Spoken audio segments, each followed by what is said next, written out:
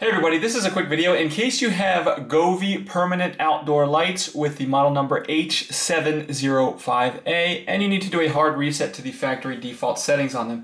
You're going to want to do this for one of two reasons. The first one is troubleshooting. If you're having issues with these lights not responding, not working, not connecting, if they're not pairing or syncing with the app, a factory reset can fix a lot of these issues. The second reason you might want to do this is if you just want to set these up as a brand new set of lights somewhere in a new home on a new network. Doing this reset can be a good step before you try to do that.